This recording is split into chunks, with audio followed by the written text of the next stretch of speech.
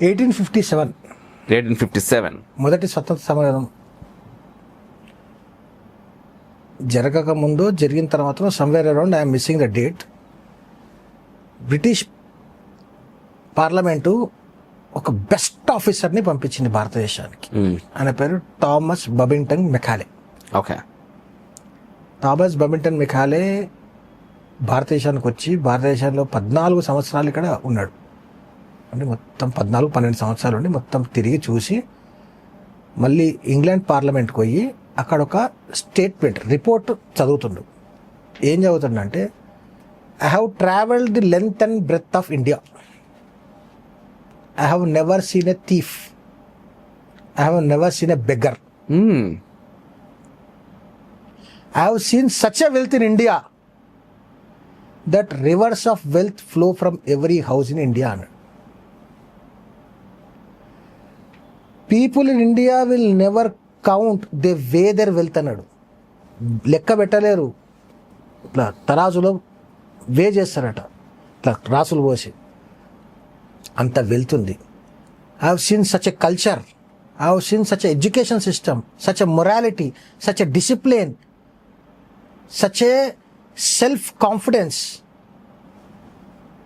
అంత చెప్పినాక after my total research what I have come to conclusion is that if you want to enslave this country for another 500 years we have to break the back bone of India అన్నాడు. And the back bone of India is India's education system. That is how they brought laws. 1000 years of enslavement law, 800 years of enslavement was done by force. కత్తులు, లూటీలు, మానభంగాలు, గుళ్ళను తొలగొట్టడం, గుళ్ళను కూల్చడం, మత మార్పులు చేయడం చేసి చేసి చేసి చేసి వీళ్ళంతా అలసిపోయారు. విధర్మీయులు, ఎడారి మతాలలో ఒక మతం వాళ్ళు. కానీ British people were the most intelligent people.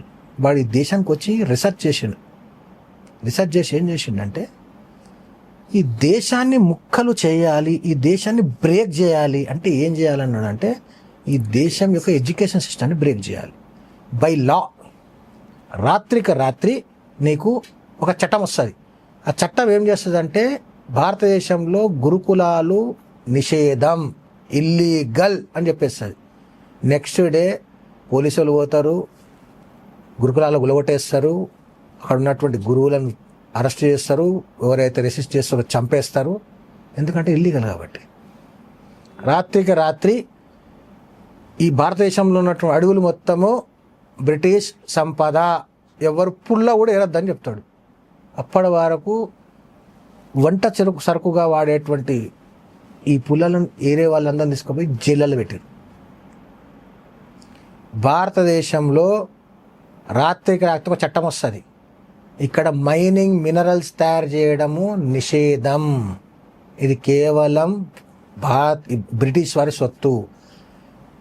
Finest metal అంటే వేందల సంవత్సరాల పాటు కూడా ఎండకు, వానకు, వర్షానికి నాని మీకు రస్ట్ బటన్ ఐరన్ తయారు చేసే టెక్నాలజీ ఉన్నటువంటి టెక్నాలజీని వాడు రాత్రికి రాత్రి బ్యాన్ చేస్తాడు. నువ్వు మైనింగ్ చేయకుండా ఆపేస్తాడు. రాత్రికి రాత్రి నువ్వు సాల్ట్ ప్రొడక్షన్ చేయనియాడు. రాత్రికి రాత్రి నువ్వు వేల సంవత్సరాలుగా చేస్తున్న పనిని నిన్నుతో చేయనియాడు. రాత్రికి రాత్రి ఇక్కడ ఏం చేస్తాడు, బట్టలు నేయడం నిషేధం చేసేస్తాడు. అప్పలా ప్రసాద్జీ ఒక పాట పాడుతుండే,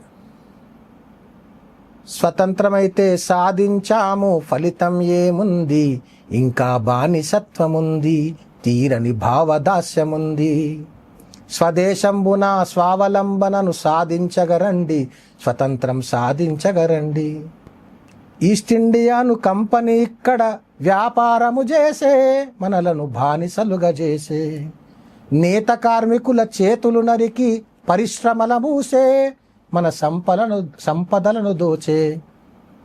నేత కార్మికుల చేతులు నరికేసారట లా తెచ్చి.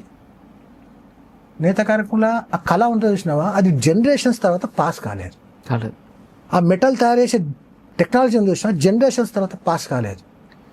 ఆ గురుకులాల్లో ఏదైతే వ్యవస్థ ఉండనో అది జనరేషన్ తర్వాత రాలేదు. కాన్వెంట్ స్కూల్ పెట్టిండు. భారతదేశంలో ఫస్ట్ లిక్కర్ షాపు కలకత్తాలో పెట్టిండు. Because Calcutta was the first capital of British India. First liquor shop కలకత్తాలో, first slaughter house Calcutta, first brothel house Calcutta. తీసుకొచ్చి నీ ఎడ్యుకేషన్ సిస్టమ్ని పాడు చేసి జనరేషన్స్ ఎడ్యుకేషన్ లేకుండా చేసి వరల్డ్ నంబర్ 1 లిటరసీ రేట్ ఉన్నటువంటి భారతదేశాన్ని వరల్డ్స్ లోయెస్ట్ లిటరసీ రేట్ చేసి కేవలం చట్టాల ద్వారా చేసి ఈ భారతదేశాన్ని 500 సంవత్సరాలు పాలించడానికి స్కెచ్ చేసిపోయాడు.